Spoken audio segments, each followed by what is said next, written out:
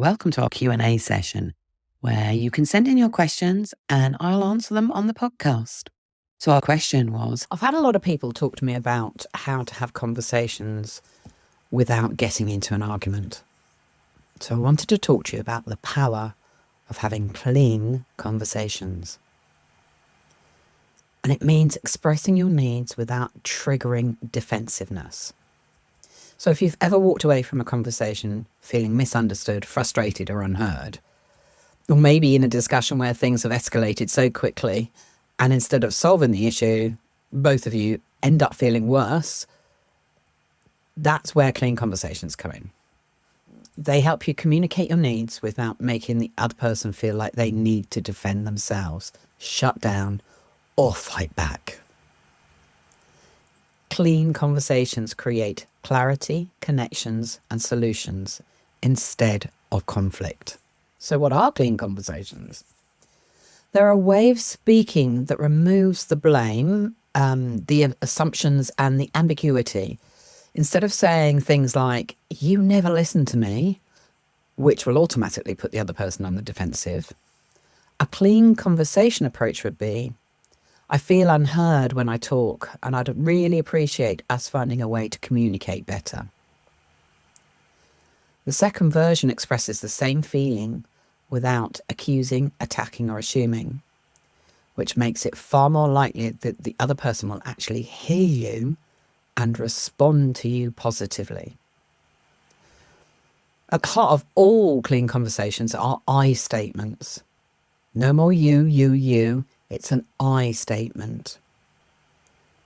You need clear intentions from your conversation. What do you want from the conversation? What's the outcome that you want? Leaving open-ended questions, which means that people can actually respond to them. And for you to actively listen to what they're saying. Above all, it needs to be a respectful and honest communication. So let's break these down just a little bit so that you can start using them today. So know what you want to say and why you want to say it. Before you even get into the conversation, make sure that you know what the purpose is. Are you looking for a solution? Do you want emotional support? Do you want to set a boundary? If you go into the conversation feeling unsure of your purpose, the other person is going to know that and may react emotionally instead of listening. But if you know your purpose, you can steer the conversation in a way that stays focused and productive. So before you speak, ask yourself, what do I want to achieve with this conversation? And am I in a calm state to be able to have this conversation? Using open-ended questions, what that does is encourage real dialogue instead of a defensive response.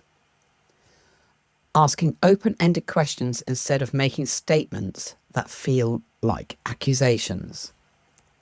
So not why don't you care about what I've got to say?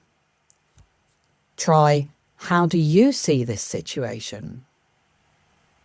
Don't say, you never listen to me. Instead say, can we talk about how we communicate so we both feel heard?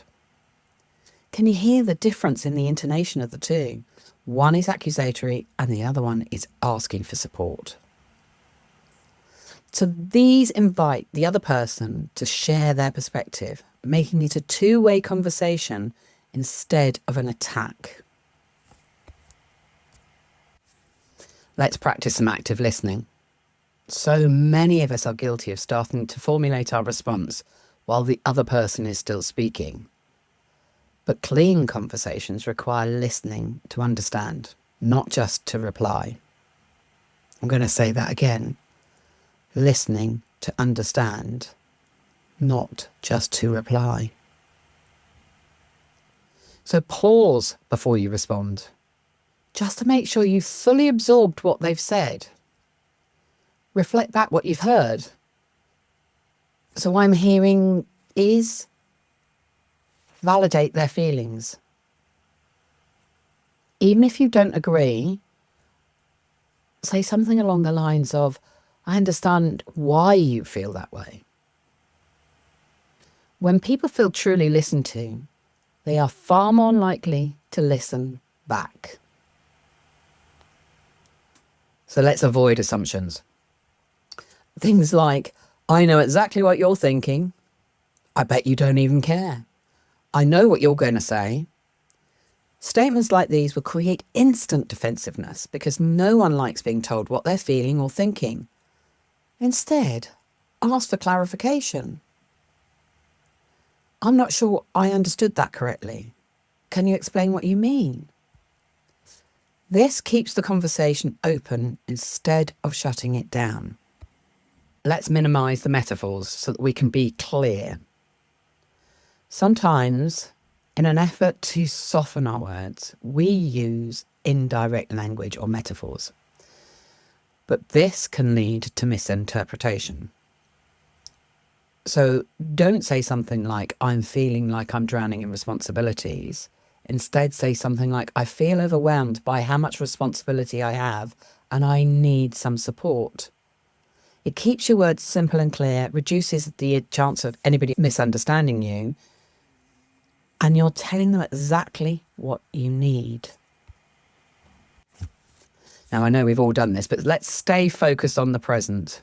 When you bring up all the stuff from the past that are really unrelated to what you're talking about now, or you go off on a tangent to really try and make your point with some other point, it makes the conversation messy and so unproductive.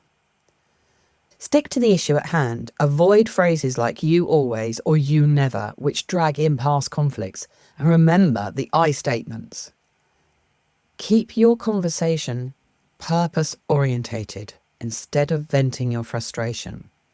Go back to, are you calm enough to have this conversation? Maintain the respectful communication. So even when your emotions are high, a respectful and empathetic tone keeps the conversation from turning into an argument. Not, you're ridiculous for thinking of that. Instead, I see this differently, but I respect your perspective. The more you give, the more likely you'll receive in return. Be honest and transparent. Hiding information, being vague, or manipulating the conversation erodes people's trust. They can sense the dishonesty, even if it's unintentional. Say what you mean, without sugarcoating or over-explaining. Be transparent about your feelings and needs. If you don't know something, admit it instead of pretending. Honesty doesn't mean brutality, it means clarity with kindness. Clean conversations aren't just about avoiding conflict. They're about creating genuine understanding and connection. They help you get your point across without pushing people away. So next time you need to have a difficult conversation, try this approach.